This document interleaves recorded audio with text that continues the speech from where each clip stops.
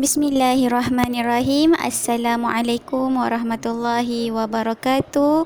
Anak-anak cikgu, anak-anak tahun 1 Seriti Al-Fatih Kulim. Cikgu harap anak-anak dan keluarga sihat walafiat.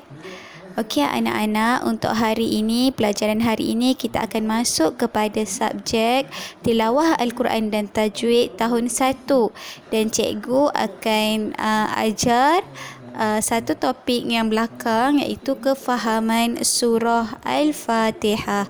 Okey anak-anak, kita akan belajar tentang surah Al-Fatihah. Okey, surah Al-Fatihah yang surah anak-anak sentiasa baca setiap hari, sama ada dalam bacaan solat ataupun anak-anak nak mulakan belajar kan, anak-anak selalu membaca surah Al-Fatihah. Jadi hari ini kita akan tengok apa yang ada dalam surah Al-Fatihah ini. Okey anak-anak, jadi anak-anak boleh sediakan buku tilawah Al-Quran dan tajwid tahun 1, buku ni. Okey, buka muka surat belakang 66, 67 dan 68. Okey, kita akan tengok serba sedikit tentang surah Al-Fatihah dan intisari ayat ini.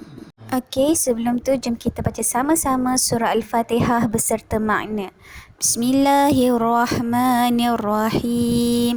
Dengan nama Allah yang Maha Pemurah lagi Maha Penyayang.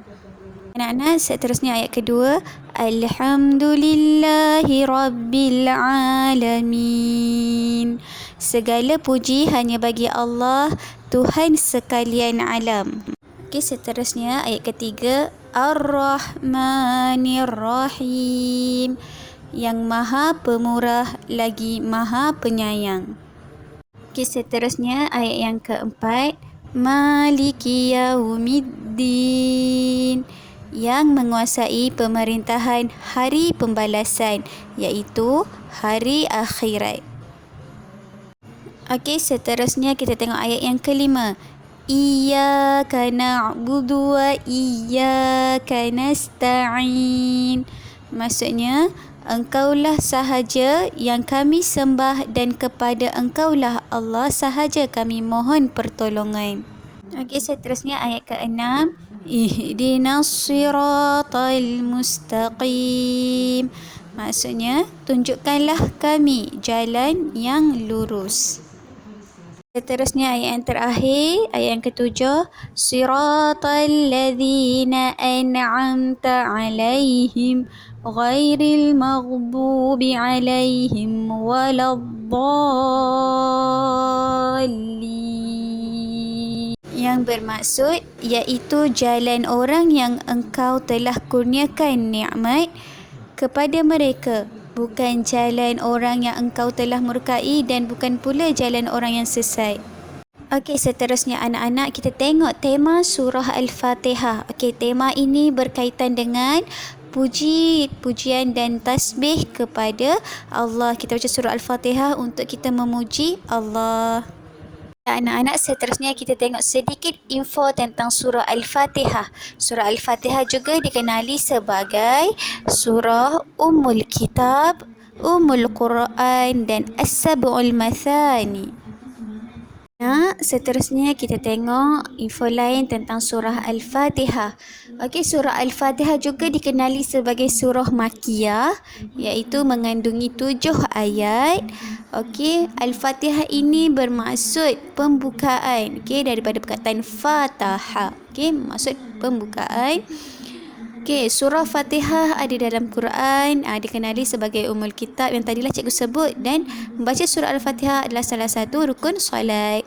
Okey, seterusnya kita tengok sikit intisari surah Al-Fatihah. Yang pertama, surah ini mengandungi beberapa unsur penting yang mencerminkan seluruh isi Al-Quran. Anak-anak, surah Al-Fatihah ini antara surah yang paling penting kerana mencerminkan seluruh kandungan isi Al-Quran terdapat dalam surah Al-Fatihah. Yang kedua, keimanan yang telus hanya kepada Allah. Surah ini adalah surah yang berkaitan dengan tauhid, yang menyebabkan kita keimanan yang telus hanya kepada Allah. Allah. Yang ketiga, hidayah sebagai penyebab kebahagiaan dunia dan akhirat. Dan yang keempat, kisah-kisah Nabi dan umat terdahulu sebagai panduan. Okey, dan yang terakhir kita tengok kepada pengajaran surah Al-Fatihah. Yang pertama, surah Al-Fatihah ini memberi pengajaran kita supaya sentiasa memuji kepada Allah dan membesarkan keagungannya. Dengan cara macam mana? Kita mulakan sesuatu pekerjaan dengan membaca bismillah, basmalah. Yang kedua, sering mengucapkan alhamdulillah dalam setiap apa perkara yang kita dah selesai buat. Yang kedua, menunjukkan Allah Maha Pemurah lagi Maha Penyayang. Yang ketiga, ikrar mentauhidkan Allah, yang ini sentiasalah menjaga ibadah khusus seperti solat. Okey, mohon pertolongan hanya kepada Allah. Dan terakhir, okey, doa diberikan hidayah dan berada di jalan yang diredai Allah. Okey, jadi inilah sedikit pengajaran. Dan satu lagi tambahan adalah belajar tentang sejarah umat terdahulu antara pengajaran yang terdapat dalam surah Al-Fatihah.